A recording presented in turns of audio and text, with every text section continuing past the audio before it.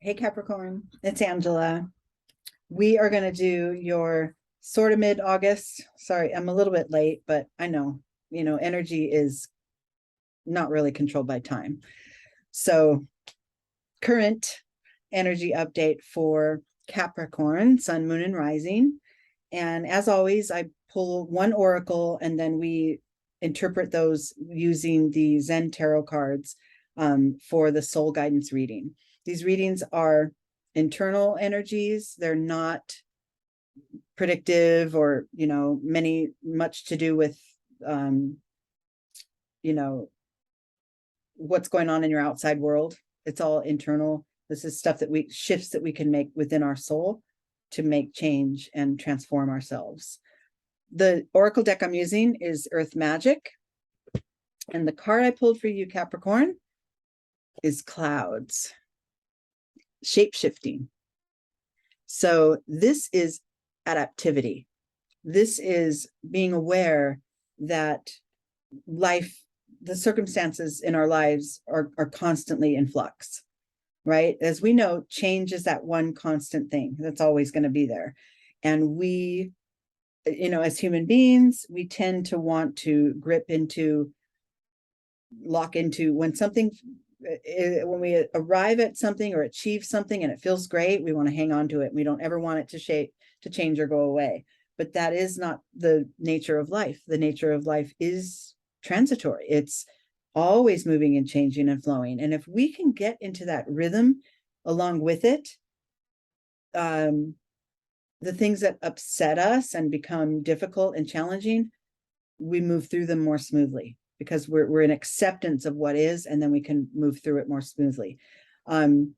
Most of the time, it requires us to go within and have a deeper awareness of, our spiritual side in order to be able to move through some of this stuff.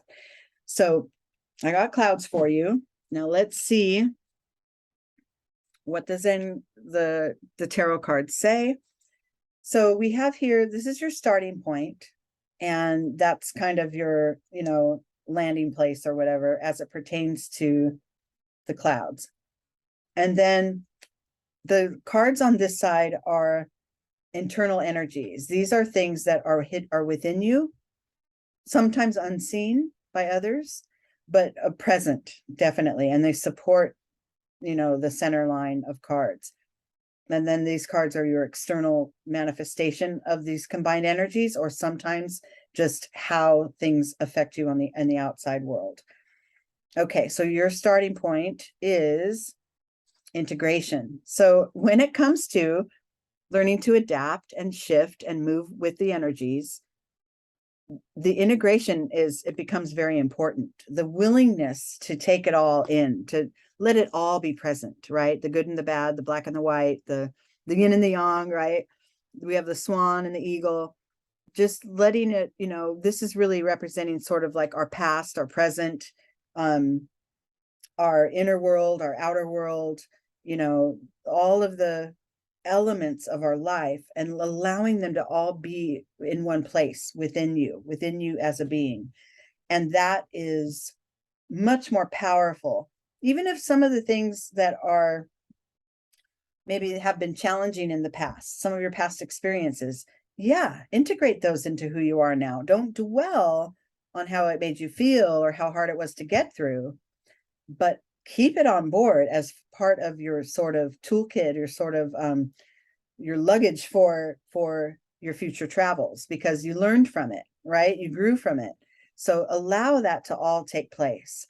And then also those things that are occurring in your life that cause us to have to sort of adapt and move along with the energy.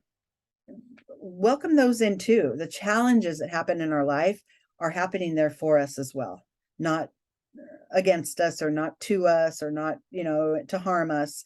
They're happening for us to grow and learn. And if we can recognize that, we let it be we let it be part of our experience. Then we have more tools and more ability to do that shape shifting as we need to. This is kind of calling for you to adapt to what is brought into your life, not fight it. Okay. So internal energy that supports this integration card is friendliness. See, so you let, I like this. Okay, this friendliness card is kind of one of my favorites because it works for so many different scenarios. Well, all the cards do, but this one's really powerful to me. This is these two trees, right? They're each rooted into the ground. They're very solid, solid barks, vivid colors. We have a yellow and a pink tree, and they're pretty much stable, but they stand next to one another and they do interact and they do, engage with one another. Where their branches cross there at the top, it's yellow. I mean, it's orange. The yellow and the pink become orange. So there is a blending, there is an intertwining.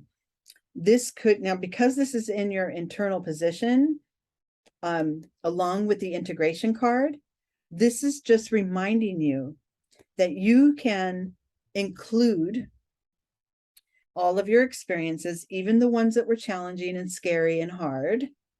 You can still include those and allow them to reside within you without pulling you, like, these trees are solid standing up on their own.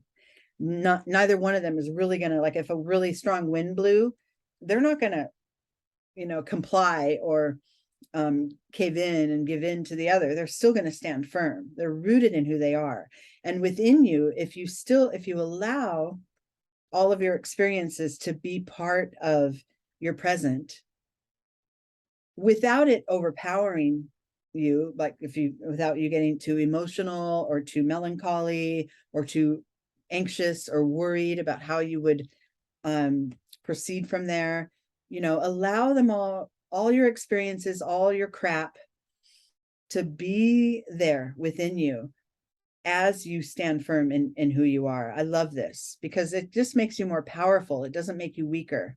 It makes you more powerful to keep on board all that you know and all that you've learned to this point.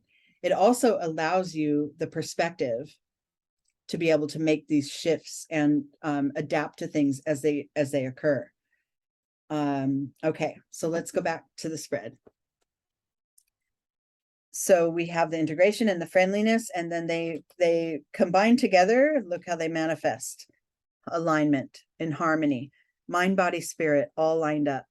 I am fully armed and loaded. Hate to use that term, but I am fully prepared to take on whatever comes because I have this alignment.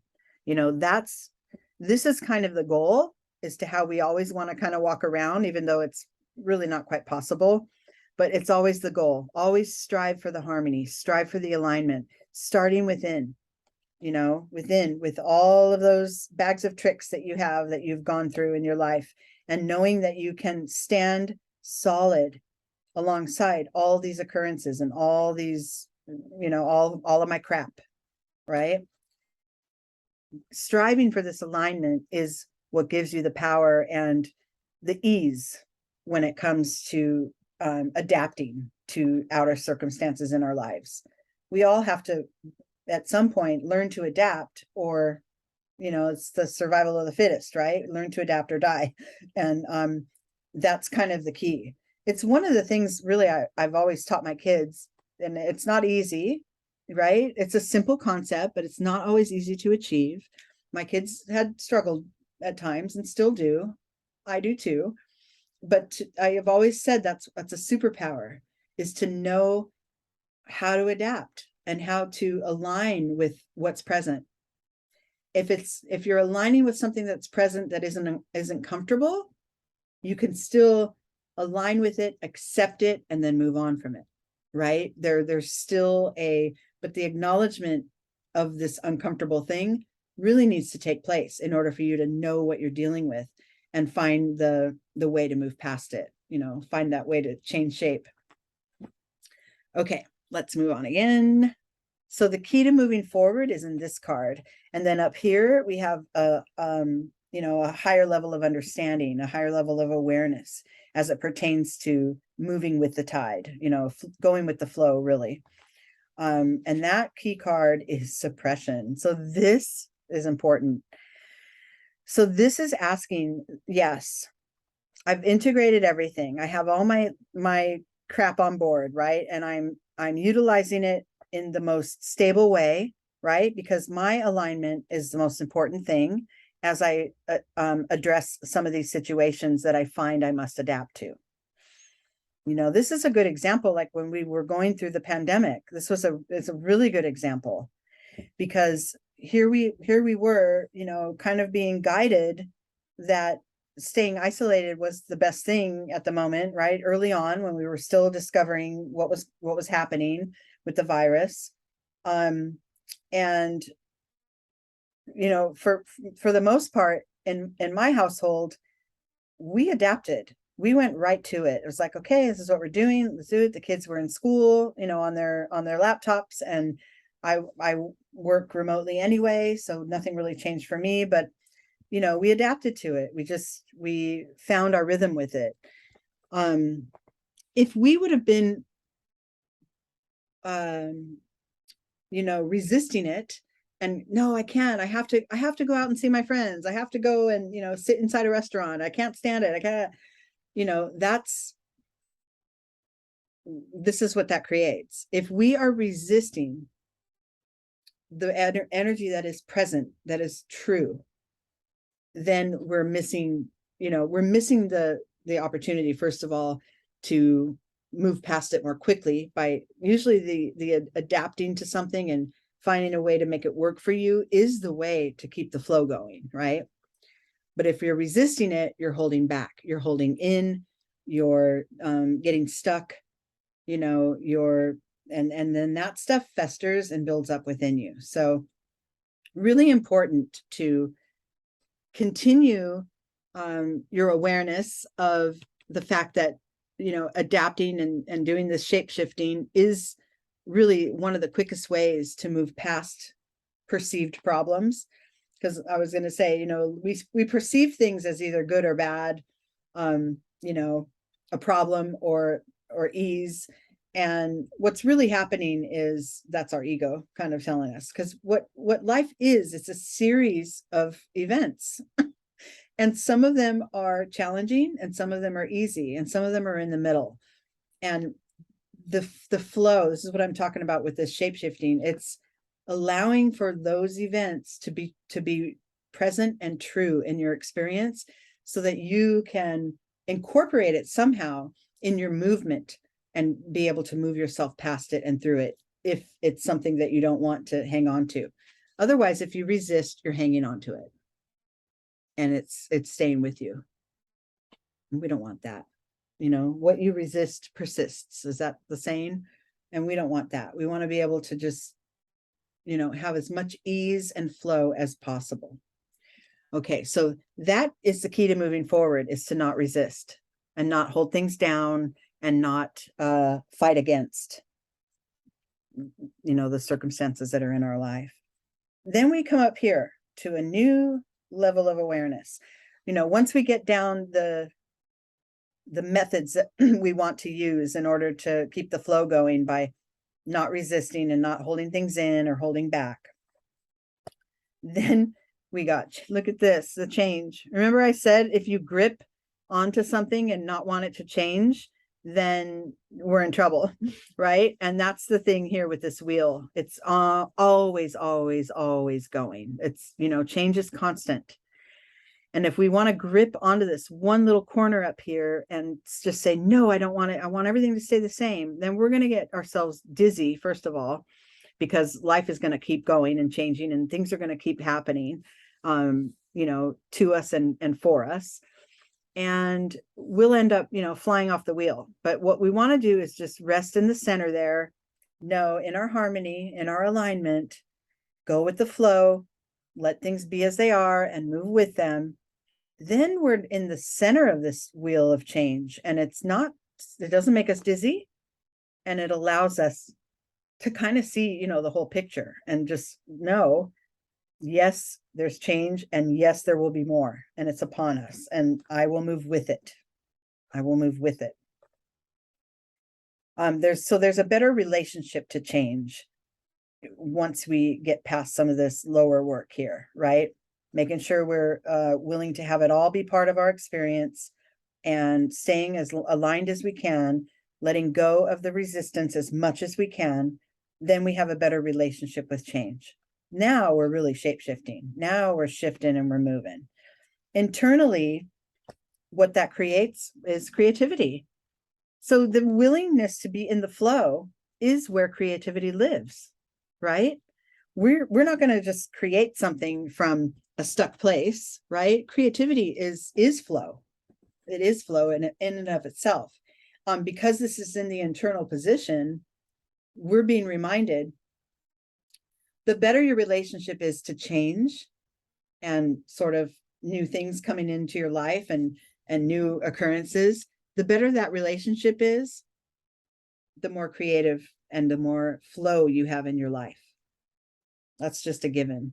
I love that. And then your final card and the top of the heap or whatever for this reading is the Fool. So the end card is the beginning. I like this. So your ability to relate to change by moving with the energy and adapting and finding ways to lessen your resistance as much as possible sets you on new paths. Like probably every time you're willing to relinquish the control or the need to control and let go of resistance against something, you're creating sort of a new offshoot, a new path, a new way to discover more ease, more shifting. I love that. This is really good. This turned out to be a really nice little path for you guys. And like I said, that one, oh, look at this too. Your top line of cards here, they're all major arcana. They're all like big pivots. They're all profound energies for you. Being at ease with the change around you, letting your creativity flow, and then being willing to just start down a fresh path whenever it presents itself, right? And this could just be a fresh perspective that you carry, that you integrate into your experience, a fresh perspective on how to deal with some of this stuff, and that carries you farther, right? This path, this Fool, it doesn't have to be necessarily, starting a new endeavor or starting a new relationship or moving to a new home. It's not major life paths. It's epiphanies that happen within you, and knowing that, oh yeah, if I look at it like this, here's where it can flow, right? And so learning that over and over as you build and grow and keep expanding your soul. All right. Okay, Capricorn, that's it for now. I will definitely see you in September again. And thank you for being here. I'll talk to you soon.